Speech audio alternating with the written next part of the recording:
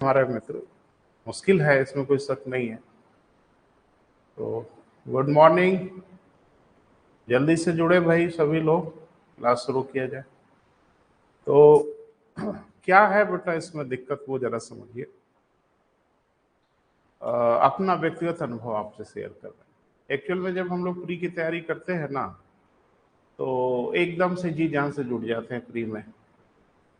Pre की तैयारी करते करते हम लोगों की सबसे बड़ी परेशानी होती है कि हैंडीकैप हो जाते हैं, विकलांग हो जाते हैं, राइटिंग पावर पूरी तरह से खत्म हो जाता है।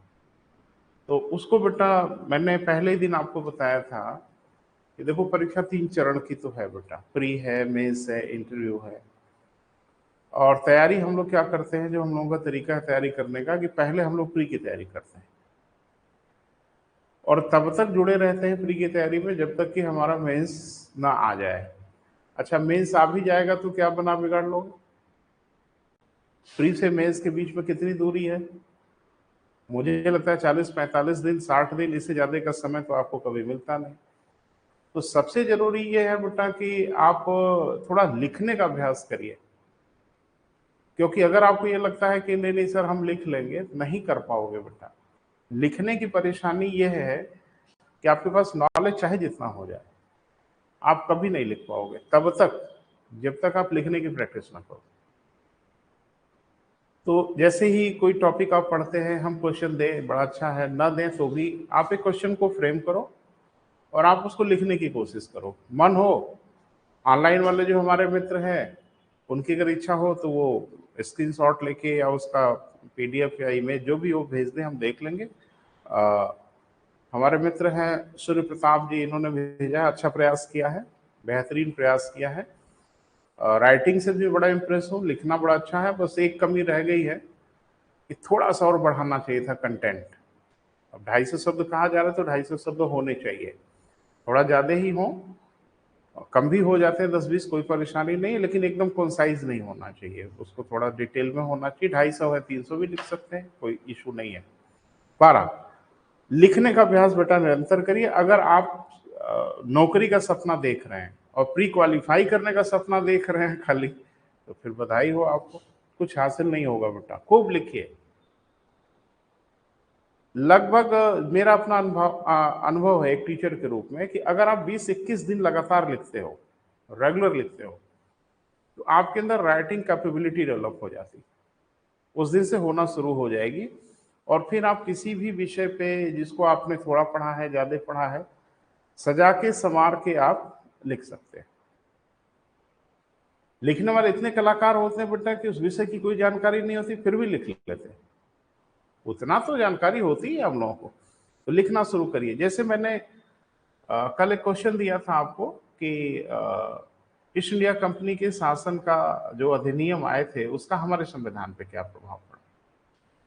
तो अनुभव की कमी दिख रही है, जो मित्र हमको भेजे हैं उसमें अनुभव की कमी दिख रही है। वो सिर्फ ये दिख रही है कि हमारे मित्र तथ्यात्मक चीजें लिख रहे हैं, फैक्चुअल चीजें लिख रहे हैं। फैक्ट बीच बीच में आने चाहिए, फैक्ट्स ताकत देते हैं, शक्ति देते हैं लेखन में। लेकिन ये कि खाली तथ्यों को उड़ेल दो आप, तो फिर आप में और छोटे बच्चे में क्या अंतर है? छोटे बच्चे भी तो रट के सारा तथ्य लिख देंगे। समझ क्या है वो आपको। तो जैसे मैंने कहा, जो प्रभाव दिखता है, तो एक एक अधिनियम की चर्चा करने की बहुत विशेष आवश्यकता नहीं है, कर सकते हैं आप। उसमें कुछ अधिनियम ऐसे हैं जो आपको अपील करते हो, जिनका प्रभाव हमारे संविधान पे प्रत्यक्ष अथवा अप्रत्यक्ष दिख रहा हो, उनका उल्लेख करिए और अपनी भाषा में करिए। जैसे मैंने कहा था कि एक चीज हम लोगों ने देखा कि कार्यपालिका और विधायिका अलग अलग होनी चाहिए। तो कम से कम ये तो हम लोगों ने सीखा ना अपने संविधान में कि कार्यपालिका और विधायिका यानी लेजिस्लेटिव और एग्जीक्यूटिव एक ही बॉडी नहीं होनी चाहिए। हाँ, एग्जीक्यूटिव लेजिस्लेटिव में इन्वॉल्व रहे, वो कोई परेशानी नहीं है, लेकिन खाली एग्जीक्यूटिव ही लेजिस्लेटिव हो जाए ये अच्छी बात नहीं है। कार्यपालिका और विधायिका एक ही नहीं हो जाना चाहिए। ये सोच दिया ना अंग्रेजों ने हमें, वो छोटे रूप में दिया, बड़े रूप में दिया, लेकिन ये दिया किसने बेटा? अंग्रेजों ने दिया। तो ये सब भी बता देना था आपको। अगर जरूरी हो तो 1853 का उल्लेख भी कर दें कि 1853 के अधिनियम में यह प्रावधान बनाया गया।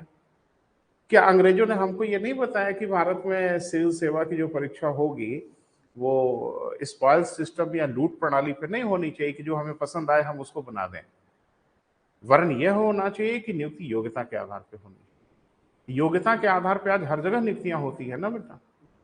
मुझे लगता है कोई भी नियुक्ति होती है भारत में वो सिर्फ और सिर्फ योग्यता के आधार पे होती है। अलग बात है कि उसमें करप्शन इन्वॉल्व है नहीं है, वो अलग चीज है। लेकिन सैद्धांतिक रूप से हम लोग ये कहते हैं ना कि भारत में हर जो भर्ती होती है, हर जो नियुक्ति होती है, वो किस आधार पे होती है? योग्यता। तो ये भी तो दिया अंग्रेजों ने। तो ऐसी चीजों का उल्लेख करना बेटा सिस्टमेटिक ढंग से जरूरी है। पॉइंट बनाना जहां जरूरी हो जरूर पॉइंट बनाइए, लेकिन मुझे लगता है कि अपनी बातों को पैराग्राफ चेंज कर करके कहिए। जैसे मान लीजिए हम ये बताते हैं कि पहली बार प्रतियोगी परीक्षाओं का उल्लेख हुआ, तो आप जैसे बता रहे हैं कि भाई ठीक है, ईस्ट इंडिया कंपनी के शासन का हमारे संविधान पे प्रभाव पड़ा, प्रत्यक्ष अथवा अप्रत्यक्ष जो भी भूमिका आपने बनाया। अब आप अपनी बातों को कहिए। तो अगर आपकी सोच बदल रही है, विचार बदल रहा है, तो पैरा बदल दीजिए, पैराग्राफ चेंज कर दीजिए, लिखिए, पैराग्राफ बदलते जाइए। जहां बहुत कॉन्क्रीट चीजें दिखें, सॉलिड चीजें दिखें, वहां आप पॉइंट से भी दे दीजिए। एक दो तीन चार जो भी पॉइंट आपको समझ में आता वो दे दीजिए। देखो कुल मिला जुला के बेटा आपको अपने लेखन कौशल का परिचय कराना है एग्जामिनर को। और ऐसा नहीं कि एग्जामिनर को नहीं पता है कि ईस्ट इंडिया कंपनी के शासन का क्या प्रभाव पड़ा। तो इसका मतलब ये थोड़ी कि वही नीचे लिख दीजिए कि सर आपको तो सब पता ही है, क्या लिखें। तो ये सब थोड़ी होना। सामने वाले को इम्प्रेस कर देना है, सामने वाले को ये बता देना है कि मेरी जानकारी थोड़ी व्यापक है, समझ मेरी व्यापक है।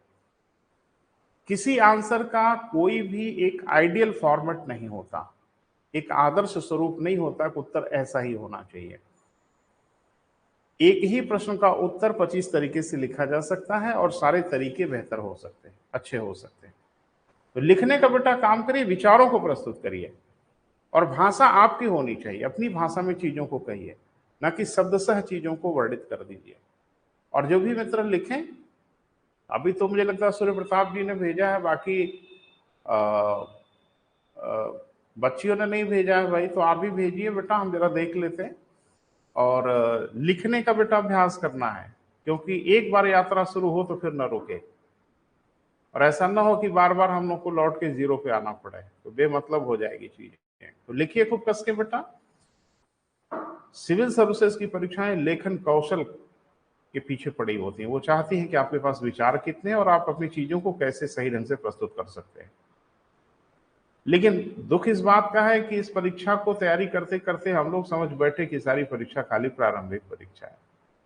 प्रारंभिक परीक्षा कोई परीक्षा नहीं है। प्रारंभिक परीक्षा को इंट्रोड्यूस करने के पहले एक ही कारण बताया गया, कोठारी आयोग के रिकमेंडेशन पे ये सिविल सर्विसेज में इंट्रोड्यूस हुआ, फिर बाद में यूपीपीसीएस में भी आ गया। तो आखिर इस परीक्षा रखने का उद्देश्य क्या था? मैं अपना आप एक अनुभव बताऊं। हम लोगों का जब विद्यार्थी जीवन था इलाहाबाद में, तो नहीं होता था प्रीलिम्स होता ही नहीं था। नहीं, मैं उसका लाभ नहीं उठा पाया क्योंकि मेरे आते आते प्रीलिम्स इंट्रोड्यूस हो गया। लेकिन हॉस्टल में हम देखते थे सीनियर सीधे मेंस का फॉर्म भरते थे, कोई प्री होता ही नहीं था। क्यों नहीं होता था? इसलिए नहीं होता था कि नंबर ऑफ कैंडिडेट बहुत ज्यादा नहीं होते थे, पीसीएस परीक्षा देने वालों की संख्या बहुत नहीं होती थी। अचानक बाढ़सी आ गए, 5-5 लाख, 6-6 लाख, 8-8 लाख, 10-10 लाख बच्चे फॉर्म भर रहे हैं। अब आप बताइए, लिटरली 10 लाख लोगों की कॉपी कौन चेक करेगा? अगर सीधे मुख्य परीक्षा हो जाए तो 10 लाख लोगों की कॉपी कौन चेक करेगा? पहली बात। और दूसरी, जो भी चेक करेगा वो बहुत ईमानदार नहीं रह पाएगा, गड़बड़ी हो जाएगी ना चेक करते समय। इसलिए कहा गया कीप रॉस्कल्स आउट, यानी इस परीक्षा में जो रॉस्कल टाइप के लोग हैं उनको बाहर करो। तो कैसे बाहर करोगे? जा जाके मिलो व्यक्तिगत रूप से। ये तो लिटरली संभव नहीं है। इसका तरीका ये था कि उन्होंने एक स्क्रीनिंग टेस्ट इंट्रोड्यूस कर दिया और कहा कि हम मान लेंगे जो इस परीक्षा को पास कर लेते हैं या क्वालिफाई कर लेते हैं, उनके अंदर क्षमता है, टैलेंट है मुख्य परीक्षा में शामिल होने की। परीक्षा जो भी है वो मुख्य परीक्षा है, प्रारंभिक परीक्षा कोई परीक्षा नहीं है। लेकिन दुख इस बात का कि आजकल प्रारंभिक परीक्षा ही भारी पड़ रही है।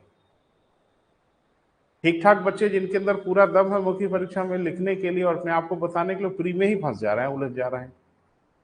तो ये मैं नहीं कह रहा हूं कि प्रीलिम्स मेंस की तैयारी करो आप, प्रीलिम्स तो तैयार हो ही जाएगा, प्रीलिम्स तैयार हो जाता है, कोई बहुत इशू नहीं है। लेकिन दुख है कि अगर सिर्फ आप प्रीलिम्स के पीछे पड़े तो आप मुख्य परीक्षा के लिए कभी तैयार नहीं हो पाएंगे। और ये मेरा अपना अनुभव है। इलाहाबाद में एक परेशानी है, और थोड़ा सा देख लो, अब तो प्रयागराज हो गया, हम लोग के जमाने में इलाहाबाद हुआ करता था, तो मैं इलाहाबाद ही बोलता हूं अभी भी, है ना।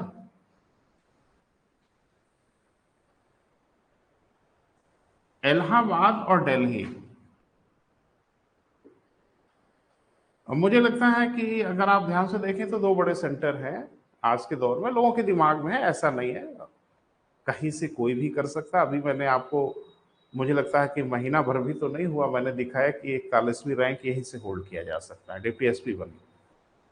लेकिन यह है कि हब तो है ही है, ढेर सारे बच्चे इन जगहों पे जाते हैं पढ़ने के लिए। इन दोनों जगहों में तैयारी करने का एक बड़ा बेसिक डिफरेंस है बेटा, एक बड़ा अंतर मैंने देखा है। चूंकि मैं खुद रहा हूँ इलाहाबाद में, काफी दिनों तक रहा, सारी एजुकेशन वगैरह वहीं से हुई, तो बड़ा करीब से मैंने सब कुछ देखा। इलाहाबाद में ज्यादातर बच्चे जो तैयारी करते हैं सिविल के लिए, वो पहले प्री की तैयारी करते हैं। यानी यहाँ पे तैयारी का जो पूरा फंडा होता है वो किसके इर्द गिर्द होता है बेटा? Pre exam. यानी बच्चे सारा फोकस किए रहते हैं शुरू में किस पे? प्रारंभिक परीक्षा पे। जाहिर सी बात है कि वहां बड़े बड़े विशेषज्ञ हैं भाई प्री के, इलाहाबाद में, डेफिनेटली इसमें कोई शक नहीं है। इसलिए सबसे अधिक प्री क्वालिफाई करते हैं सिविल सर्विसेज में भी इलाहाबाद के बच्चे आज की डेट में। यानी नंबर ऑफ कैंडिडेट सबसे अधिक प्री में कहां से क्वालिफाई करते हैं, सिविल सर्विसेज की बात कर रहे हैं तो इलाहाबाद से करते हैं। और सबसे कम बच्चे जो प्री क्वालिफाई करते हैं वो इलाहाबाद से काफी कम करते हैं दिल्ली में। लेकिन एक गड़बड़ी हो जाती है, मेंस में सबसे अधिक क्वालिफाई करते हैं दिल्ली से। ये प्री तो निकल जाते हैं लेकिन मेंस में बुरी तरह से लुढ़क जाते हैं। मैं अभी भी बता दूं बेटा कि आप कभी भी रिजल्ट देखना, इलाहाबाद में बहुत ढेर सारे बच्चे हैं एक झटके में प्री क्लियर कर लेते हैं, कहीं कोई परेशानी नहीं होती। लेकिन उतना ही गंदा रिजल्ट आता है मेंस का। दिल्ली का प्री का रिजल्ट भले थोड़ा खराब होता है, लेकिन जो प्री क्लियर करते हैं मेंस में घमासान मचा देते हैं, तो उनका मेंस का रिजल्ट ठीक हो जाता है। कारण क्या है, थोड़ा उसकी विश्लेषण कर लीजिए, वही सब तैयारी करनी। दिल्ली में बच्चे जो भी तैयारी करते हैं वो मेंस के लिए करते हैं। वहां 99.9% जो कोचिंग है वो मेंस की तैयारी कराते हैं, प्री के लिए वहां कोई पढ़ाता ही नहीं। टीचर भड़क जाते हैं प्री के लिए कि ये कौन सी तैयारी है, अरे मेंस के लिए पढ़ोगे प्री तैयार ही हो जाएगा। वो इलाहाबाद के कुछ विशेषज्ञ पहुंच गए दिल्ली और अपनी पूरी तकनीक लेके भी दिल्ली पहुंच गए, दिल्ली, और दिल्ली में जाके बच्चों को बताने लगे नहीं प्री की तैयारी करना, तो वो प्री वाली कोचिंग भी खुल गई। तो आपको क्या करना बेटा, बुद्धिमान बनिए और चीजों को समझिए। मैं अपना अनुभव बता रहा हूं कि दोनों का कॉम्बिनेशन बना के अगर चला जाए तो बड़ा अच्छा है। प्री और मेंस का कॉम्बिनेशन, एक मोनोटोनिक प्रिपरेशन नहीं करना है, क्योंकि मेंस की तैयारी खाली आप करोगे तो भी तकलीफ हो जाती है। ढेर सारे बच्चे मेंस के लिए एकदम रेडी रहते हैं, प्री ही क्लियर नहीं होता, वो 3 साल 4 साल झेलना शुरू कर देते हैं। और एकदम खाली प्री की तैयारी करोगे तो फिर मेंस में झेलोगे। तो मुझे लगता है आप समझ रहे हैं क्या करना है, कॉकटेल प्री और मेंस का एक बढ़िया मिश्रण बनाना है कि तैयारी भी, जैसे मैं आपको बताऊं, मैं आपको अधिनियम पढ़ा रहा हूं, तो अब आप इसमें डिमार्केट कर सकते हो ये प्री का है कि मेंस का है। मैं नाम लेके पढ़ा रहा हूं, मेंस में आएगा तो भी लिख लेंगे। आ जाएगा कि नियंत्रक मंडल के बारे में 50 शब्दों में टिप्पणी लिखी, नहीं लिख लोगे तो मेंस में भी लिख लेंगे। प्री में अगर आएगा नियंत्रक मंडल की स्थापना कब की, कितने सदस्य, लाइक दिस, ये भी आप कर लोगे। तो दोनों का बेटा मिश्रण करके जब आप पढ़ेंगे तो बात बनेगी। अवधारणाओं को क्लियर करिए, तथ्यों को क्लियर करिए, आगे बढ़िए, प्री भी क्लियर होगा, मेंस भी क्लियर होगा। और जो भी क्वेश्चन दिया जाए बेटा उसको बहुत गंभीरता से लीजिए। देखो मैं आपका टीचर हूं, मर्जी आपकी, मुझे क्या समझते हैं आप, ये आपका अपना ओपिनियन है। लेकिन एक बात बता दूं कि जिन्होंने भरोसा किया उनका बेड़ा पार तो हुआ ही। आपका भी हो जाएगा। बस ध्यान से जो कहा जा रहा है उसको एग्जीक्यूट करिए, कोई पहाड़ वहाड़ नहीं ढकेलना है आपको। मैंने जब कहा कि आंसर लिखिए तो लिखिए, लिख के मुझे 1-2 दिन में दीजिए, ताकि हम देखें आपकी स्किल क्या है। ऐसे ही हम धीरे धीरे आगे की ओर बढ़ेंगे। क्लियर है?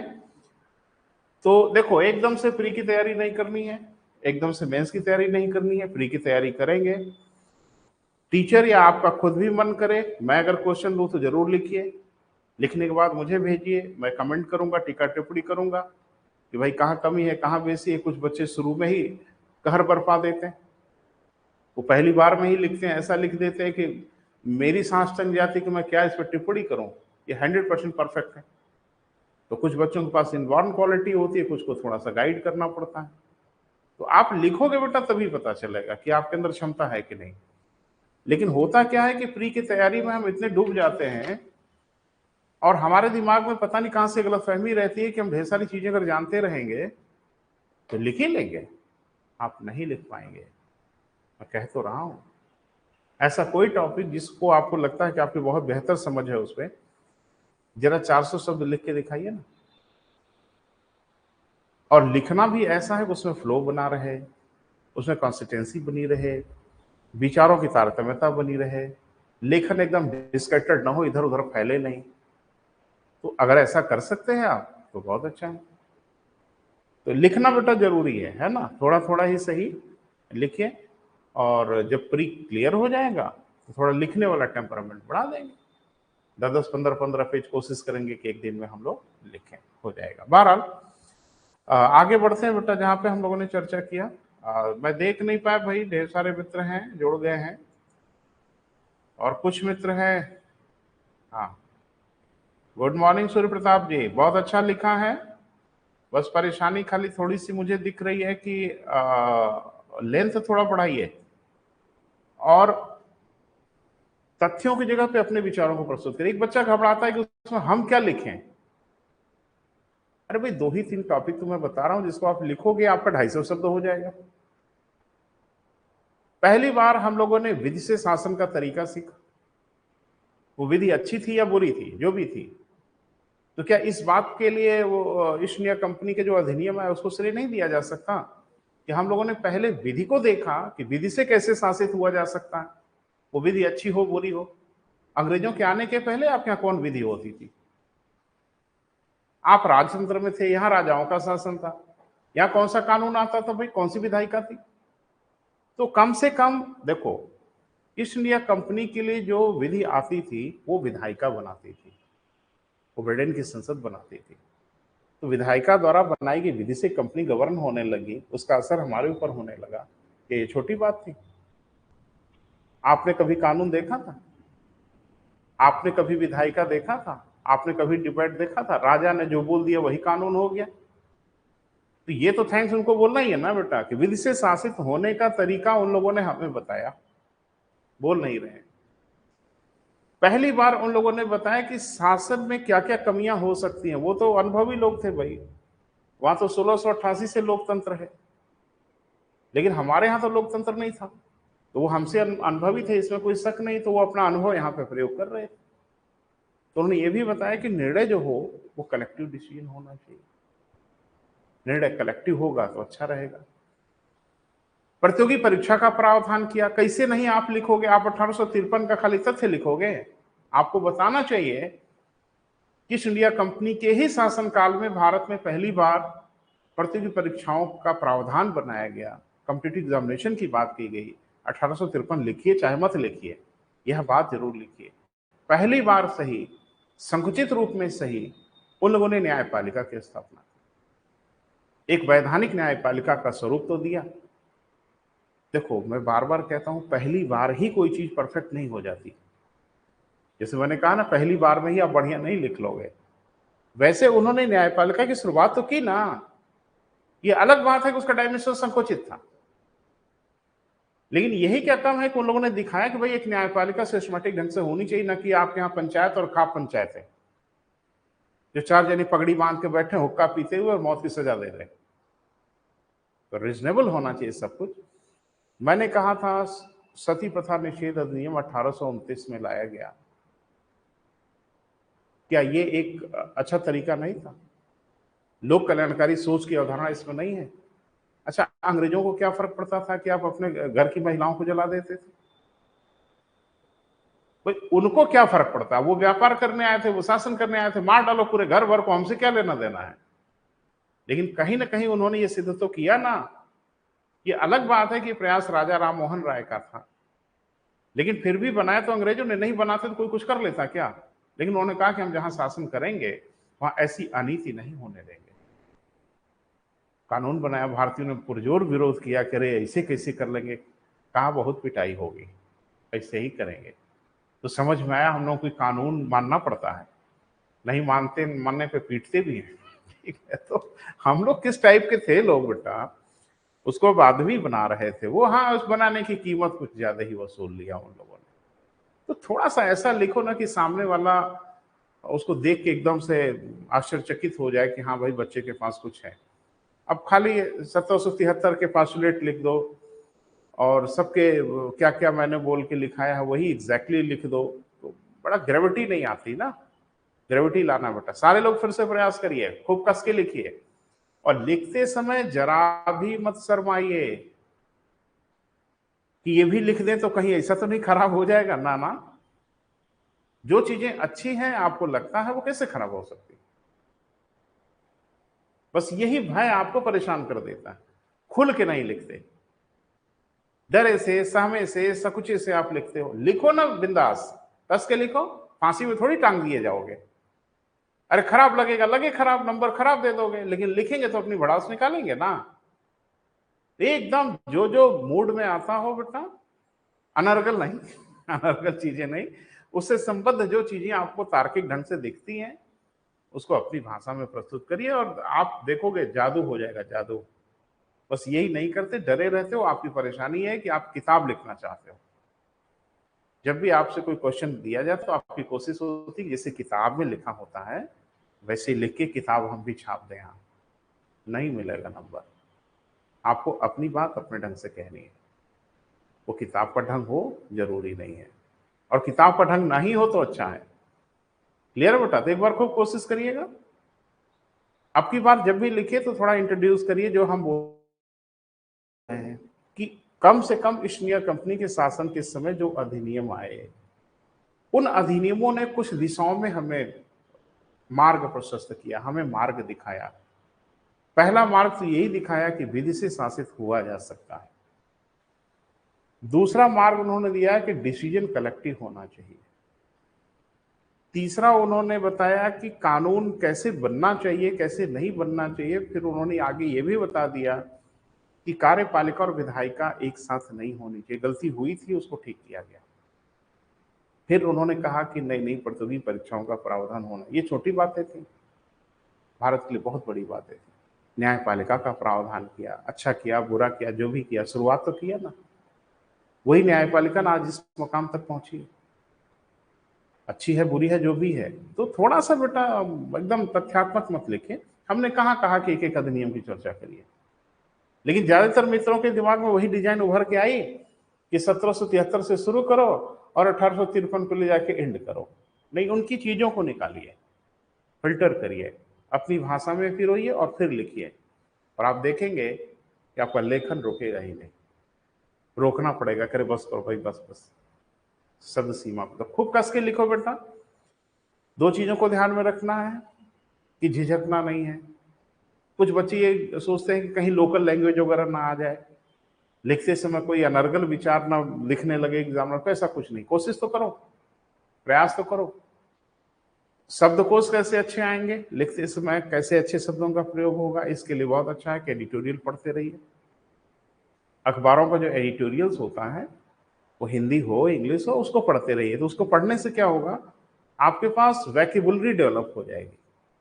किसी विषय को लिखने के लिए आपके पास अच्छे शब्दकोश मिल जाएंगे। अरे बेटा एक चीज बताओ, पैदा हुए थे तो मम्मी पापा ही बोलते बोलते तो जहमत हो गई, आज आप क्या क्या बोलने लगे हो, ये शब्द कहाँ से आ गए आपके पास? अरे पढ़ के, सुन के, देख के ही ना ये शब्द आए हैं। तो जितना सुनोगे, जितना पढ़ोगे, उतनी आपके पास वैकेबुलरी स्ट्रांग होगी, शब्दकोश मजबूत होंगे, एक शब्द भंडार होगा आपके पास। फिर उसमें से छांट छांट के आप खुद ही साइमल्टेनियस निकालोगे। कभी कभी तो लिखते समय रुक ही जाते हैं कि आगे क्या लिखें, कौन सा शब्द बनाए, वोकैबुलरी की परेशानी है। तो खूब पढ़िए, खूब लिखिए, जीत जाएंगे आप। चलिए बेटा आगे बढ़ते हैं। कल हम लोगों ने बात किया था, हम लोग कहाँ है बेटा, क्राउन के शासन के अधीन जो अधिनियम लाए गए थे, हम लोग उस पर बात कर रहे हैं। कल जो चर्चा हुई थी वो हुई थी 1858।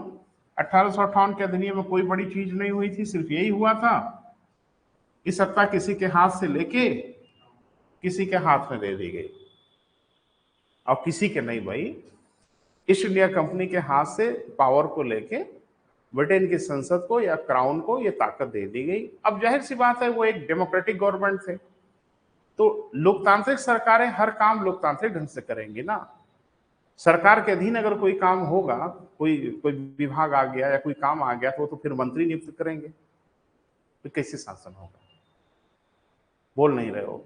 कोई कार्य आज की डेट में अगर भारत सरकार के अधीन आ गया तो भारत सरकार उस कार्य को कैसे शासित करेगी? अरे किसी न किसी मंत्रालय के अधीन उसको रखा जाएगा, फिर उसका मंत्री उसको देखेगा।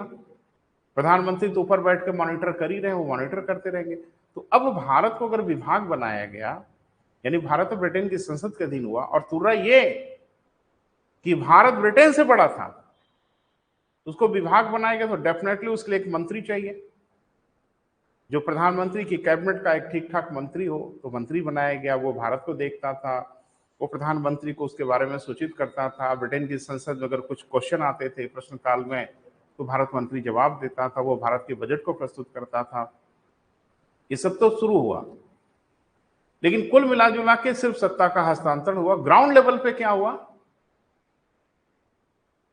और मुझे लगता है कि ठीकरा तो यही फोड़ा गया था ना बेटा, ईस्ट इंडिया कंपनी एक सक्षम सरकार नहीं है, आप शासन नहीं ठीक से कर पा रहे हो, तो हम आपको हटा रहे हैं, अब हम शासन करेंगे। तो ग्राउंड लेवल पे क्या बदला? ग्राउंड लेवल पे सिर्फ ये बदला कि चोर का नाम डाकू, यही ना हुआ। जो गवर्नर जनरल था उसको वायसराय कह दिया। जब पानी लेते हो बेटा, गवर्नर जनरल को क्या कहा गया बेटा? वायसराय कह दिया गया। ये ना अंतर हुआ। तो 1861 के परिषद अधिनियम में बेटा कुछ सुधार करने की कोशिश की गई। तो थोड़ा लिख लें, हेडिंग बना लें। 1861 18। अच्छा, कुछ बच्चे हिंदी वाला नहीं समझ पाते, आजकल के बच्चों की परेशानी है। 1861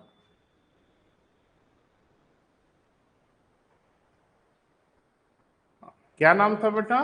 भारत परिषद अधिनियम, इंडिया काउंसिल एक्ट।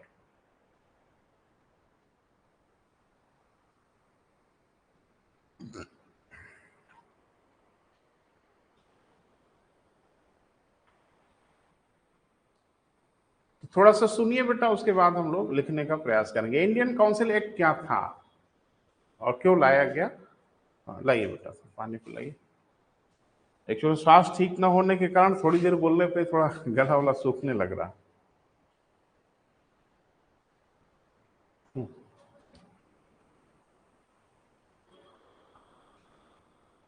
जिन उद्देश्यों से सत्ता का हस्तांतरण हुआ, वो उद्देश्य तो यही था कि ठीक ठाक सरकारें नहीं, इनका ढांचा ठीक ठाक नहीं है।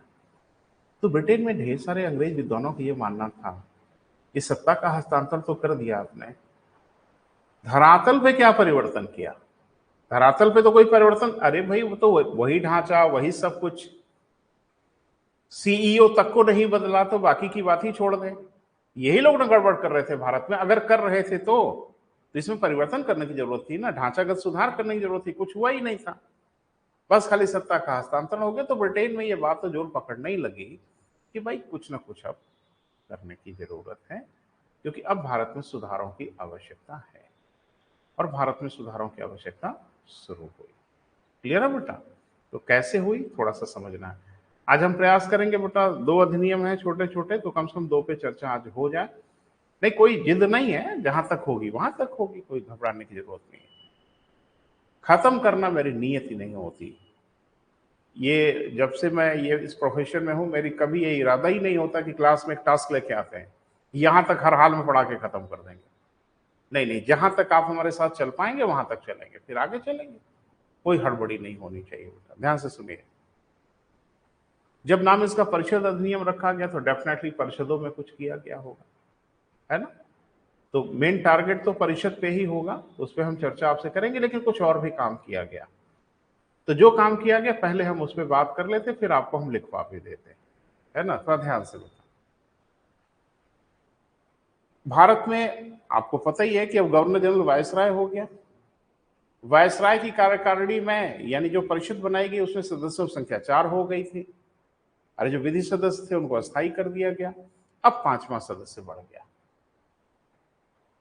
यानी वायसराय की कार्यकारिणी में परिषद में 5वें सदस्य की वृद्धि कर दी गई और कहा गया यह सदस्य जो भी होगा वो कानूनी अनुभव का व्यक्ति होगा, लीगल प्रैक्टिशनर होगा, माने अगर ठेठ भाषा में कहें तो वकील होगा, ताकि सरकार को इस विषय पे कुछ अपना धरातल वाला अनुभव दे। तो 5वें सदस्य की नियुक्ति की गई और अमूमन इस पे जो भी नियुक्ति होती थी वो स्कॉटलैंड फैकल्टी ऑफ एडवोकेट, यानी वहां वकीलों की जो पूरी टीम होती थी वहां से नियुक्त होती थी। ये तो 5वां सदस्य आ गया। इसमें जो सबसे मजेदार बात है प्रतियोगी परीक्षाओं के लिए बेटा, जो सबसे इंपॉर्टेंट है, बार बार आपसे पूछा है, उस पर थोड़ा फोकस करते हैं। एक्चुअल में नियम और अधिनियम में डिफरेंस बताएं। अरे हम आगे बढ़ ही नहीं पाएंगे बेटा अगर डिफरेंस नहीं पता होगा तो।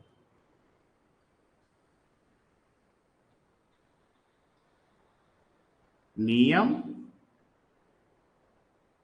अधिनियम, आपको ध्यान नहीं, मैं बार बार एक शब्द बोल रहा था, आपने टोका ही नहीं, तो मैंने भी सोचा कि चलो एक मुकाम पे जहां पंगा होगा वहां पे बात करेंगे। ईस्ट इंडिया कंपनी के समय लाए गए नियम व अधिनियम, यही मैं बार बार बोल रहा था और आपने ध्यान दिया नहीं, आपको लगा तो कुछ भी बोलने चलेगा नहीं। थोड़ा सा देख लीजिए बेटा, इसको कहते हैं रूल और इसको कहते हैं एक्ट। तो कुछ बताएंगे दोनों में डिफरेंस क्या है? नहीं, जो आपको समझ में आता है वो बताइए, जो है वो हम बताएंगे।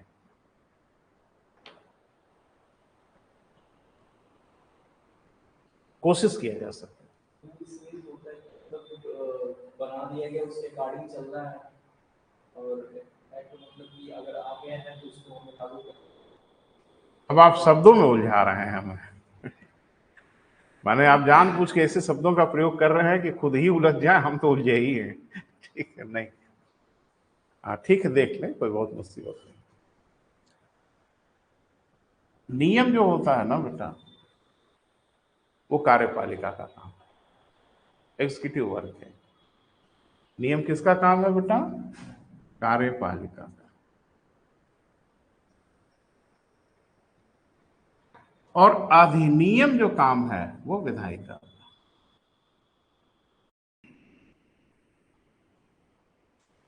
पता नहीं समझ पा रहे हो कि नहीं? अधिनियम कौन बनाता है? लेजिस्लेचर बनाता है, विधायिका बनाते हैं। और नियम कौन बनाता है? कार्यपालिका। पता नहीं समझ पा रहे हो कि नहीं, हम समझाते हैं आपको। जैसे मान लो कि विधानसभा या संसद ने कोई कानून बना दिया, है ना। तो कानून अगर बना दिया तो उस कानून का पालन होगा। तो कानून कौन बनाता है? ये जो ब्यूरोक्रेट्स हैं, डीएम हैं, एसपी हैं, ये कानून बनाते हैं। ये क्या करते हैं? क्रियान्वयन करते हैं, यानी जो कानून बना है उस कानून को लागू करते हैं। क्लियर है? लेकिन विधि कौन बनाएगा? विधायिका। बनाई गई विधि को लागू कौन करेगा? कार्यपालिका। बनाई गई विधियों को लागू करने के लिए कार्यपालिका नियम बना देती है। जैसे सड़क परिवहन अधिनियम कौन बनाएगा? विधायिका, वो बनाएगी। यातायात के जो नियम होंगे, सॉरी अधिनियम होगा, वो कौन बनाएगा? विधायिका। लेकिन ग्राउंड लेवल पे यातायात को संचालित कौन करेंगे? Traffic police. तो ट्रैफिक पुलिस यातायात को संचालित करने के लिए एज पर रिक्वायरमेंट मौके पर नियम बना देगी। आज इधर से नहीं जाना है, आज ये वाला रास्ता वन वे ट्रैफिक रहेगा, इधर से हम तो शहर में आज यही परेशान हो जाते कब कौन वन वे हो जाए, कौन टू वे हो जाए, कहना बहुत मुश्किल होता है। बोर्ड लग जाता है इधर से जाना नहीं आना है। तो क्या ये संसद बनाती है, विधायिका बनाती है? नहीं। सही परिवहन व्यवस्था के लिए कुछ नियम बनाने का अधिकार इनको दिया गया। अभी कोई रैली होगी, रोड डाइवर्ट कर देंगे, ये गाड़ियां शहर में नहीं आएंगी, शहर के बाहर से निकल जाएंगे। ये अधिनियम है। बोलिए बेटा। नहीं नहीं, ये नियम है। ट्रैफिक व्यवस्था को संचालित करने के लिए जरूरी पड़ने पे कुछ नियम ये लोग अधिकारी लोकल लेवल पे बना देते हैं। समझ पा रहे हैं? बेसिक डिफरेंस क्या है कि अधिनियम विधायिका का काम है और विधायिका के बनाए गए अधिनियम को लागू करने का उत्तरदायित्व किसका है? कार्यपालिका का है। कार्यपालिका जब इसको लागू करती है तो उसके लिए कुछ उसको नियम बनाने पड़ते हैं। जैसे मैं उदाहरण बता दूं, आप देखते हो एक दिन बंदी होती है, सामान्य रूप से मार्केट बंद होता है एक दिन। ये क्यों बंद होता है? क्योंकि विधानमंडल ने कानून बना दिया है? नहीं, ये स्थानीय जो ब्यूरोक्रेट्स हैं वो डिसाइड करते हैं कि बंदी होगी किस दिन होगी। अभी आपके यहाँ संडे को बंदी होती, क्या ये संसद ने पारित किया है? नहीं। बदल देंगे, कह देंगे कोई दिन बंद नहीं होगा। त्योहारों में ऐसा कर भी देते हैं, फेस्टिवल्स आ जाते हैं तो संडे फंडे भी खुला रह जाता है। तो ये सब क्या है बेटा? नियम। ठीक है। तो इसका क्या मतलब, जब मैंने बोला कि ईस्ट इंडिया कंपनी के शासन के समय लाए गए नियम व अधिनियम, तो तुरंत दिमाग में फ्लैश होना चाहिए कुछ ब्रिटेन की संसद लाती थी, और ब्रिटेन की संसद के बनाए गए अधिनियमों को लागू करने के लिए यहाँ के लोकल जो एडमिनिस्ट्रेटर थे वो नियम भी बना देते थे। लेकिन ध्यान रखना, कभी भी नियम को अधिनियम के विरुद्ध नहीं होना होगा। नियम अधिनियमों को प्रभावी बनाने के लिए लागू किए जाते हैं। क्लियर है बेटा? ट्रैफिक व्यवस्था सही बनी रहे, ये जिम्मेदारी है। इस जिम्मेदारी को पूरा करने के लिए कुछ छोटे छोटे नियम बनाए जा सकते हैं, जो बनाए जाते हैं। भारी गाड़ियां शहर में प्रवेश नहीं करेंगी। काहे के लिए? मालूम चला कि चौक में आके एक ट्रक उलझा हुआ है, पूरा दिन भर तमाशा मचा हुआ है, तो नियम बना दिया गया, भैया नहीं, आप इधर से नहीं उधर से जाइए। मेरी बात समझ पा रहे हैं? ये क्लियर हुआ बेटा? तो आप सोच रहे होंगे ये क्यों बता दिया, उसकी जरूरत है। जी बेटा। हाँ, ये गंभीर प्रश्न है, तो अभी जवाब दें। देखो, जिसकी दुकान खूब चलती है वो तो नहीं चाहता है कि बंद हो, और जिसकी दुकान उकान नहीं चलती वो झेल रहा है ना, तो सोचता चलो इसी बहाने एक दिन फुर्सत मिले। देखो, वी आर ह्यूमन बीइंग बेटा, हम मनुष्य हैं और कार्य करना हमारी नियति है, लेकिन हमें विश्राम की भी आवश्यकता है।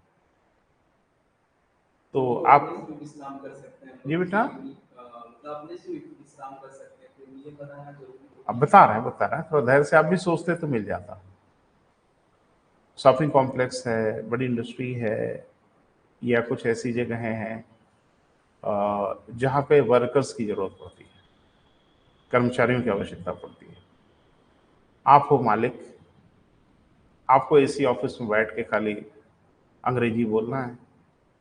ग्राउंड लेवल पे वर्कर काम कर रहे हैं रातों दिन, उनका भी घर है, उनका भी परिवार है, उनका भी समाज है। तो ठीक है, आप तो चाहते हो कि एक दिन भी बंद ना रहे, लेकिन उनको तो विश्राम चाहिए ना, उनका घर है। बड़ा हेक्टिक वर्कलोड होता है बेटा कुछ लोगों का। आप जाके देखो किसी शॉपिंग मॉल में ना,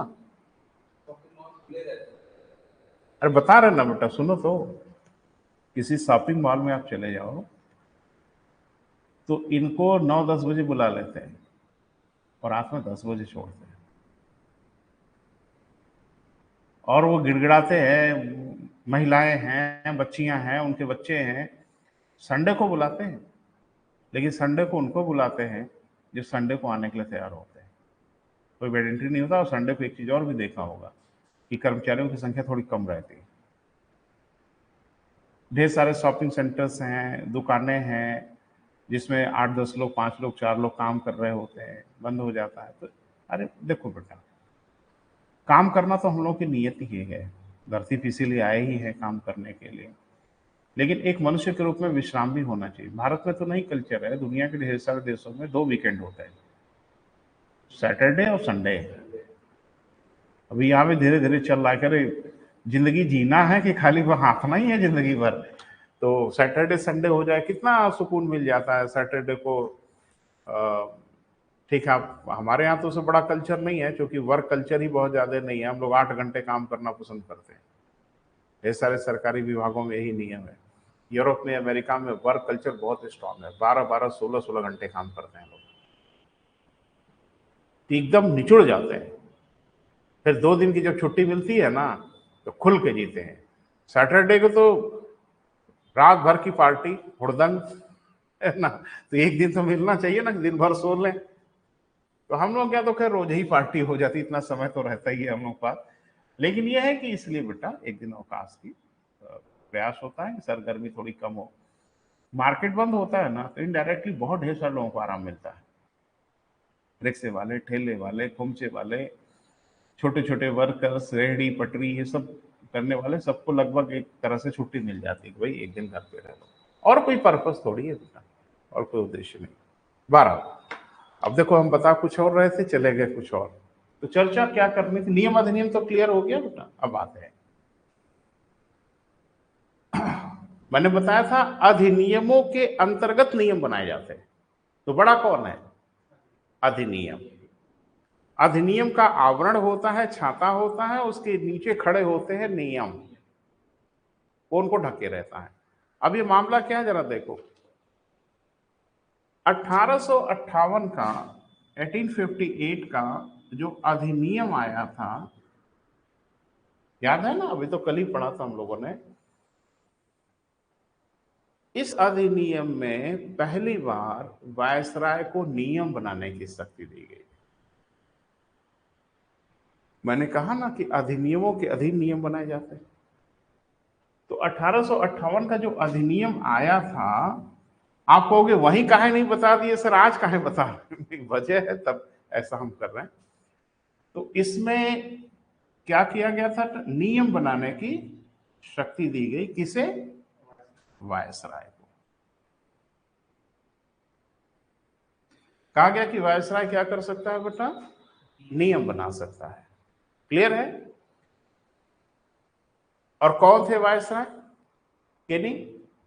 और केनिंग को जैसे ही अधिकार मिला, तो केनिंग कहां चूकने वाले थे? केनिंग ने कहा कि भैया हम अपने इन अधिकारों का प्रयोग करेंगे, और उन्होंने इसका प्रयोग किया। तो क्या किया वो जरा समझिए। शासन कैसे हो रहा था, थोड़ा सा समझने का प्रयास करिए। एक वायसराय और प्लस परिषद के सदस्य, और आपने पढ़ा कि इनकी संख्या 4 हो गई थी। ये लोग पूरे भारत में शासन करते थे। पूरे भारत में का मतलब जहां जहां ईस्ट इंडिया कंपनी का शासन था, उसको ये शासित करते। क्लियर है? अब एक चीज बताइए, इसमें सबसे बड़ा अधिकारी तो वायसराय था। ये पुछल्ले लोग थे। पुछल्ले मतलब दुम, है ना।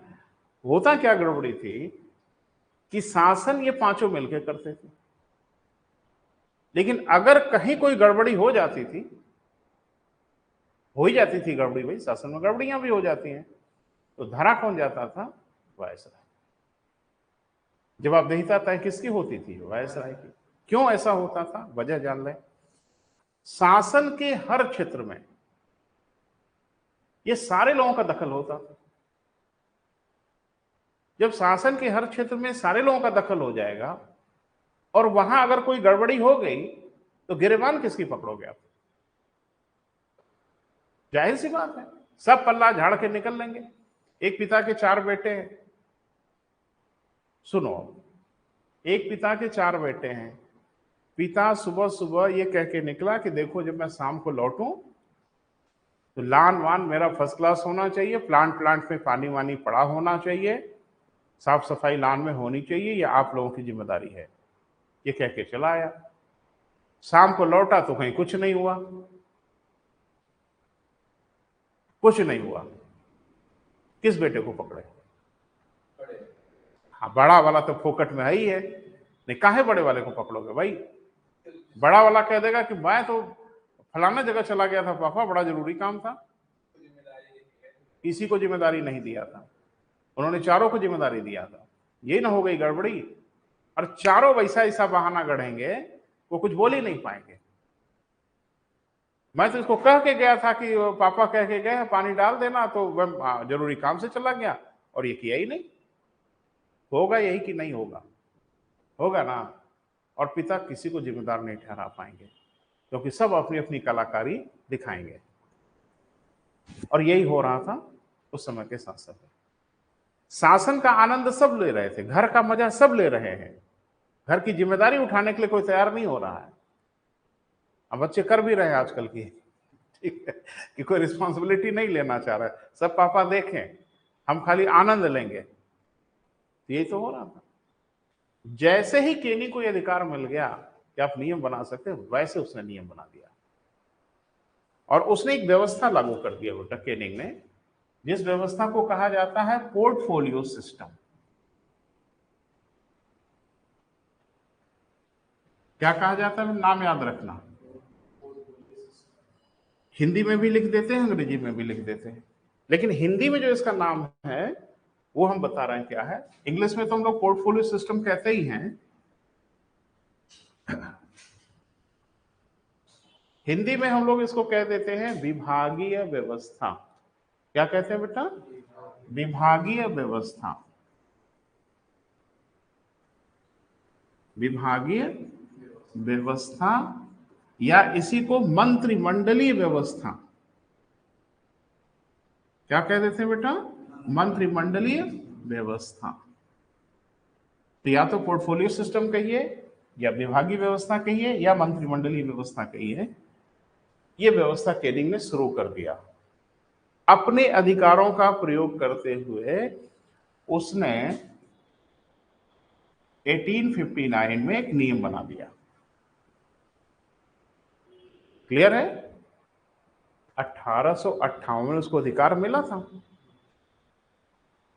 उसने 1859 में नियम बना दिया और नियम बना के कहा कि अब लागू होगा मंत्रिमंडलीय या विभागीय व्यवस्था। क्लियर हुआ बेटा? अब इसमें क्या किया उसने कि परिषद के सदस्यों को काम बांट दिया। अरे विभाग तब भी थे, विभाग आज भी हैं, उस समय विभाग नहीं बटे होते थे, हर लोग हर विभाग के अध्यक्ष। अच्छा एक बात मुझे बताओ, अगर विभाग ना बटे होते केंद्र में, सारे मंत्री सारे विभागों के मंत्री होते, तो देश चल पाता? कोई कुछ बोल रहा है तो कोई मंत्री के यहां जुगाड़ लग गया तो कुछ अलग बोल रहा है, कोई कुछ बोल रहा है, चलेगा विभाग? सवाल ही नहीं। ये तो हो रहा था ना। तो केनिंग ने कहा कि आप चारों लोग हो, हम पूरे काम को, भारत के शासन के जितने काम है उसको 4 भागों में बांट दे रहे हैं और एक एक काम एक एक व्यक्ति को सुपुर्द कर रहे हैं। अब अगर गड़बड़ी हुई तो तय हो गया कि गड़बड़ी किसने किया। क्लियर है बेटा? क्या आज वह व्यवस्था नहीं है आपके यहां? क्या आज विभागीय व्यवस्था नहीं? तो विभागीय या मंत्रिमंडलीय व्यवस्था जो भारत में शुरू हुआ वो तो 1859 में शुरू हुआ, 1859 में शुरू हुआ। लेकिन बड़ी मजेदार बात यह है कि इसको अधिनियम से नहीं शुरू किया गया था, नियम से शुरू किया गया था। क्योंकि ये नियम इतना बढ़िया निकल गया कि अगला जो अधिनियम बनाया गया 1861 परिषद अधिनियम में, इसको अधिनियमित कर दिया गया, यानी नियम को अधिनियम बना दिया गया। तो ये बना था नियम और 1861 में बन गया ये अधिनियम। बोल नहीं रहे बेटा? जैसे पुलिस ने कहा कि इस सड़क से कोई आएगा नहीं, सिर्फ ये जाने वाला रास्ता है, नियम, और विधानमंडल ने विधि बना के पारित कर दिया कि इस रास्ते से सिर्फ आना है, जाना नहीं है, तो अब हो गया अधिनियम। क्लियर है बेटा? लिख लें। अच्छा कुछ अभी लिखा ही नहीं? अरे बात ही होती रह गई। चलो बेटा, एक भी लाइन नहीं? अच्छा चलो लिख लो बेटा। हाँ, जिन आधारों पे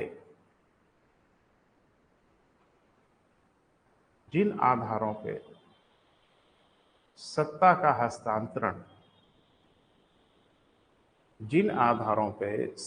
हस्तांतरण ईस्ट इंडिया कंपनी के हाथों से क्राउन के अधीन हुआ, ईस्ट इंडिया कंपनी के हाथों से किसके बेटा? क्राउन के अधीन हुआ, वह अक्षमता थी, इनसफिशियंसी थी, वह अक्षमता थी।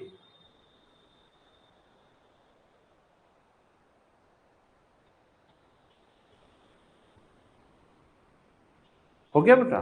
परंतु 1858 के अधिनियम में इस दिशा में कोई प्रयास नहीं किया गया। परंतु 1858 के अधिनियम में इस दिशा में कोई प्रयास नहीं किया गया। मात्र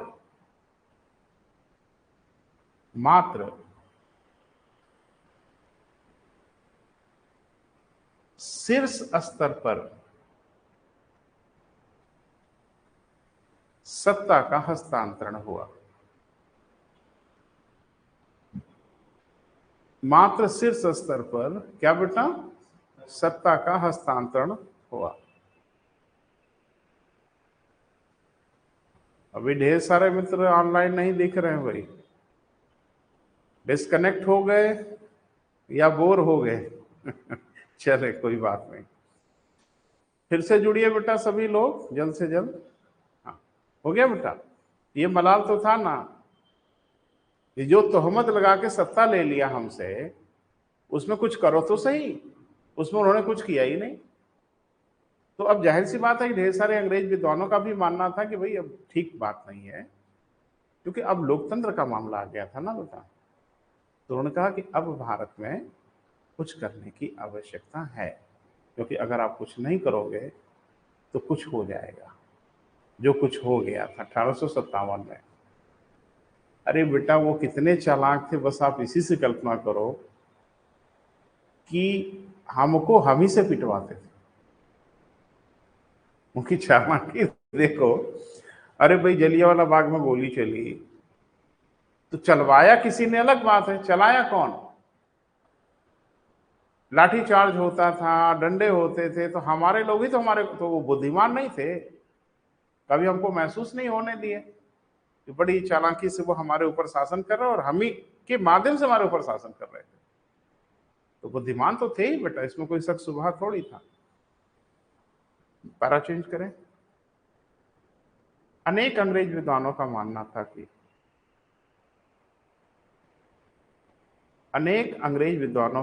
था कि अब भारत में सुधारों की आवश्यकता है।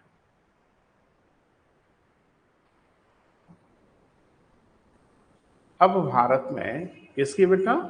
सुधारों की आवश्यकता है।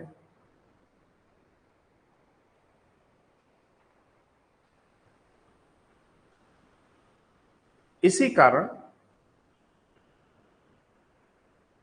भारत परिषद अधिनियम लाया गया। पानी देना बेटा। इसी कारण भारत परिषद अधिनियम, यही रख दिया करो, है ना, इतना परेशान हो गए। अरे चलो गिरेगा तो देखा।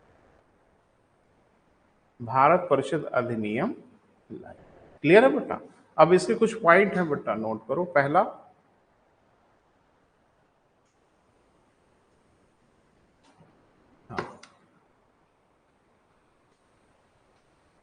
वायसराय की परिषद में, इसको कार्यकारिणी भी कहते थे, तो घबराना मत। वायसराय की परिषद में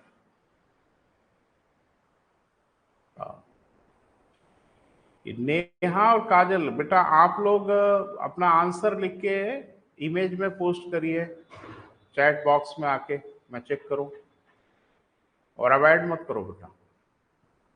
क्या लिखा बेटा? हाँ, परिषद में 5वें सदस्य की वृद्धि की गई। 5वें सदस्य की वृद्धि की गई, तो इनका कुछ नाम वाम दिया गया बेटा? बोले?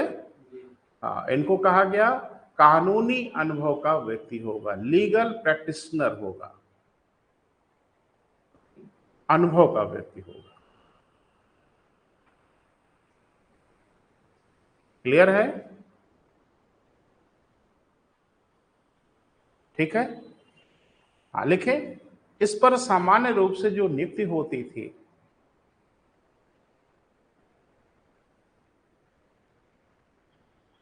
इस पर सामान्य रूप से जो नियुक्ति होती थी वह स्कॉटलैंड फैकल्टी ऑफ एडवोकेट से होती थी।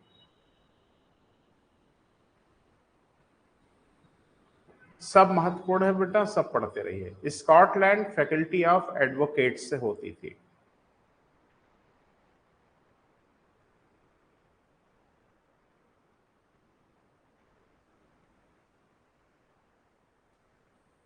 हो गया बेटा? नेक्स्ट पॉइंट, 1800, एक लाइन लिखना पड़ेगा बेटा। 1858 1858 के अधिनियम में वायसराय को नियम बनाने की शक्ति दी गई। वायसराय को किसकी शक्ति दी गई बेटा? नियम बनाने की शक्ति दी गई, जिसका प्रयोग करते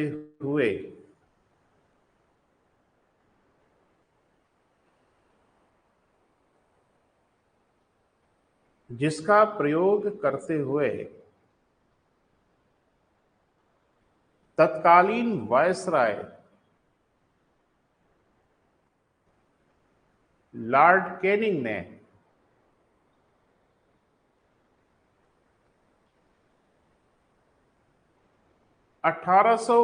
में 1859 में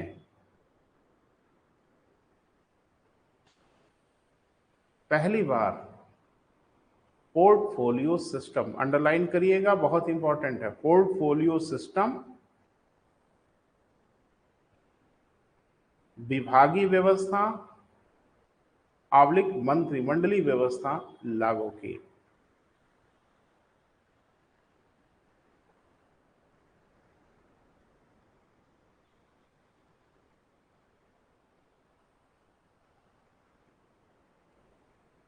लागू की। 1861 के परिषद अधिनियम में इसे अधिनियमित कर दिया गया, माने अब नियम से बढ़ के अधिनियम हो गया। 1861 के परिषद अधिनियम में इसको क्या किया गया बेटा? अधिनियमित कर दिया गया।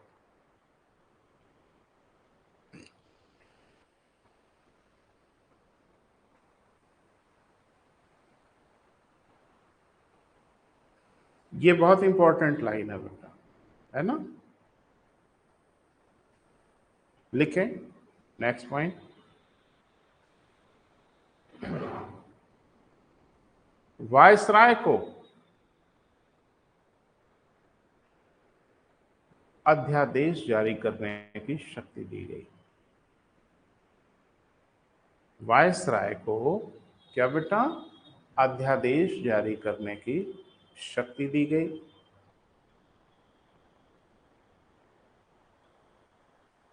आगे जब हम लोग संविधान पढ़ेंगे ना बेटा, तो पढ़ेंगे कि हमारे राष्ट्रपति के पास भी ये शक्ति है, आर्टिकल 1, 2, 3 में। तो ये भी तो कॉपी कर लिया हम लोगों ने। अध्यादेश वाली बात 1861 में दिखी पहली बात। वो अध्यादेश क्या था बेटा, थोड़ा सुन लें। जैसे कानून बनाने का काम किसका था? वायसराय की परिषद का। बोले, अब ये था कि अगर वायसराय की परिषद कोई कानून ना बनाए तो वायसराय एक आदेश जारी करके कानून बना सकता था, लेकिन शर्त ये थी वो 6 महीने तक ही वैध रहेगा। क्लियर है बेटा? और 6 महीने के अंदर वो वायसराय की जो परिषद है उसको बहुमत से पारित कर दे। क्लियर है बेटा?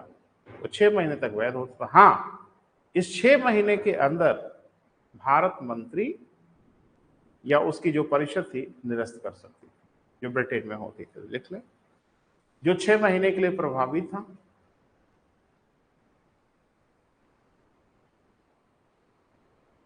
इसे भारत मंत्री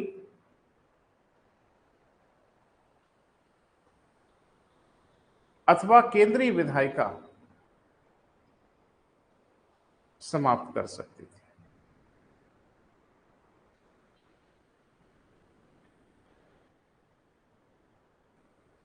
देखो बेटा,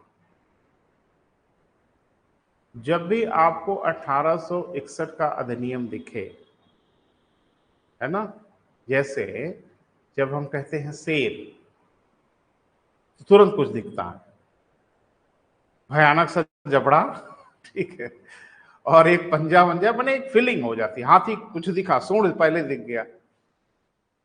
1861 जब आपसे बोला जाए, आपको दो चीज तुरंत दिख जानी चाहिए। पहला, पोर्टफोलियो सिस्टम, और दूसरा, अध्यादेश जारी करने की शक्ति। बाकी और भी कुछ है, लेकिन ये प्राइमरी है, ये तो तुरंत फ्लैश आउट हो ही जाना चाहिए। क्लियर है बेटा, भूलिएगा मत। क्यों? क्योंकि अक्सर जब वो पूछता है तो इन्हीं दोनों में से कोई ना कोई पूछता है। ये मेरा अपना अनुभव है, बाकी तो और भी चीजें आपको पढ़ाएंगे। नाम क्या था इसका बेटा? परिषद अधिनियम। तो परिषद में कुछ करो यार, जब नाम परिषद अधिनियम है तो परिषद में तो भी कुछ दिखा ही नहीं। परिषद में अतिरिक्त सदस्यों की संख्या कितनी थी? 6। अरे 1853 में पढ़ा था ना कि जो विधायिका बनाई जाएगी उसमें अतिरिक्त सदस्य कितने रहेंगे? 6। और बाकी ये लोग मिलकर कानून बनाएंगे, ये ना था। तो कहा गया कि अब जो अतिरिक्त सदस्य होंगे, अतिरिक्त माने जो कानून बनाने के लिए आएंगे, उनकी संख्या अब 6 से 12 के बीच में होगी, यानी कम से कम 6 और अधिक से अधिक 12 होंगे। क्लियर है? अस्थायी परिषद तो जो रहेगी वो रहेगी 4 और प्लस 1 5। अतिरिक्त सदस्यों की संख्या 6 से 12 होगी। और ये भी कहा गया कि ये जो अतिरिक्त सदस्य होंगे, इसमें किसी भारतीय के प्रावधान तो नहीं था। भाई ये परिषद के सदस्य कौन लोग होते थे? सब अंग्रेज होते थे, तो उनके अधिकारी थे। अच्छा, फ्रांसिस कौन था? क्लेवरिंग को अंग्रेज ही होते थे। लेकिन पहली बार इसमें 3 भारतीयों को जगह दी गई, जबकि भारतीयों के नियुक्त करने का कोई प्रावधान अधिनियम में नहीं था। लेकिन भारतीयों को थोड़ा खुश करने के लिए, प्रसन्न करने के लिए, देखो देखो आपको भी हम रख दिए कानून बनाने के लिए, इसमें 3 भारतीयों को स्थान दे दिया। महाराजा पटियाला, महाराजा बनारस और ग्वालियर नरेश। इन 3 लोगों को उस परिषद में रख दिया गया जो 6 से 12 की सदस्य संख्या निर्धारित की गई। ये बड़ा महत्वपूर्ण बेटा, लिख जरूर लो। लिखे, गवर्नर जनरल की परिषद के अतिरिक्त सदस्यों की संख्या, अतिरिक्त सदस्य समझ रहे हैं, वही जो 1853 में प्रावधान किया गया। अतिरिक्त सदस्यों की संख्या कितनी बेटा? 6 से 12 निर्धारित की गई।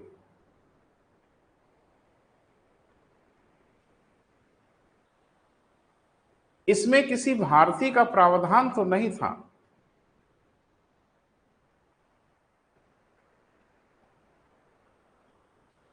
इसमें किसी भारतीय का प्रावधान तो नहीं था, किंतु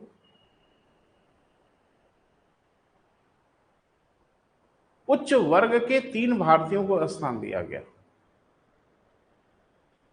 किंतु उच्च वर्ग के 3 भारतीयों को स्थान दिया गया।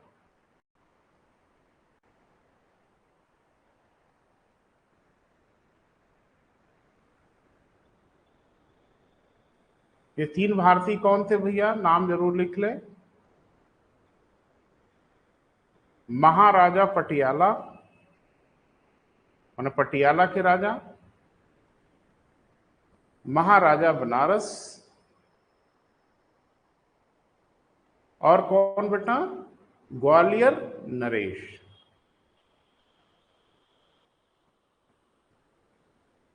ग्वालियर नरेश हो गया बेटा। देखो चीजें बहुत है, दो चीज मत भूलना। 1861 जब बोला जाए तो दो चीज तो तुरंत दिख जाए, एक पोर्टफोलियो सिस्टम और एक अध्यादेश जारी करने की शक्ति। बाकी तो 5वां सदस्य बन गया, सब दुनिया भर की चीजें हम लोगों ने लिखी। तो आज बेटा यही समाप्त करेंगे। हाँ, सारे मित्रों से बेटा फिर से आग्रह करेंगे कि देखो प्रीलिम्स की तैयारी तो करनी ही करनी है, एक दिन आप बहुत धन्यवाद दोगे मुझे, अभी नहीं समझ में आएगा। जिस दिन मेंस में जाओगे इतना कंफर्टेबल फील करोगे कि पूछो मत। अच्छा, आप इतना डरे हुए हो कि मेंस मिलेगा सर, कुछ तो इतना डरे रहते कि मेंस भी हम देंगे एक दिन। अगर ये कॉन्फिडेंस नहीं है ना बेटा तो तैयारी ही मत करो। अरे काहे नहीं देंगे, उनके सीने पे चढ़ के देंगे, बिल्कुल देंगे। लेकिन शर्त ये है कि जिस दिन हम मेंस की परीक्षा देंगे उस दिन लिखेंगे क्या, ये बहुत बड़ी गड़बड़ी हो जाएगी बेटा। तो अभी से अभ्यास करते हैं। आपके मन में कोई प्रश्न आता है या कहीं कोई प्रश्न दिखता है, मैगजीन पढ़ते हैं आप कंपटीशन की, कुछ भी पढ़ते हो, कोई क्वेश्चन दिखता है लिखो, लेकिन कॉपी करके मत लिखो। जैसे किसी आप देखते हो ना कुछ शॉर्ट पेपर आते हैं मेंस के मैगजीन्स वगैरह में, तो क्वेश्चन देख लीजिए, एक बार उसको पढ़ लीजिए, लेकिन उसी क्वेश्चन को अपने शब्दों में लिखो, अक्षर सह कॉपी मत करो। आप देखोगे आप फ्लो बना सकते हो, विचारों का प्रवाह देख सकता है, पढ़ने में पूरी एक स्टोरी नजर आती है, पूरी एक कहानी समझ में आती है। अगर ऐसा है तो फिर समझो कि आप सही दिशा में आगे बढ़ रहे हो। लेकिन बहुत ढेर सारे बच्चों के साथ ये अचानक नहीं होता। कुछ तो जन्मजात गुण लेके पैदा होते, भैया उनकी बात छोड़ दो, लेकिन ढेर सारे बच्चों को थोड़ा सीखना पड़ता है। महीना डेढ़ महीना में ये स्किल आपके अंदर आ जाए, फिर धरती का कोई टॉपिक कोई दे, कुछ भी टॉपिक है जिसपे आपकी बहुत विशद जानकारी है चाहे कम जानकारी है, आप लिख लोगे उसको। विशद जानकारी होगी तो ग्रेविटी के साथ लिखोगे, बहुत विशद जानकारी नहीं होगी तो काम चलाओ लिख लोगे, लेकिन लिख जरूर लोगे। तो बेटा फिर से जब भी आंसर लिखें बेटा तो प्लेन पेपर पे लिखिए, और हीला हवाली वाला काम ना करें। घंटा 2 घंटे का समय लेके थोड़ा सोच के बुद्धि का प्रयोग करके, और जो भी ख्याल आता हो आपके मन में कुछ इनोवेटिव कि सर ये भी इंट्रोड्यूस कर दें तो अच्छा रहेगा, करिए ना। अभी अभी प्रयोग की जगह है, अभी खूब प्रयोग करिए। हम बताते चलेंगे कि ये प्रयोग गलत हो रहा है, ये जो प्रयोग आप कर रहे हो प्रमाण बम है, ठीक है, इसे ना करें। तो अभी नहीं प्रयोग करोगे तो क्या सीधे जाके मुख्य परीक्षा में प्रयोग करोगे?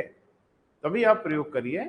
और मेरे पास बहुत व्यापक अनुभव है बेटा, आपके लेखन को देख के बता देंगे कि निकल रहे हैं इस बार, कोई नहीं रोक पाएगा। इतना तो अनुभव हो ही गया है। ठीक है बेटा, तो आज यही समाप्त करते हैं, कल फिर मिलेंगे बेटा, बात करेंगे। अस्वस्थ होने के कारण बेटा क्लास थोड़ी छोटी हो जा रही है।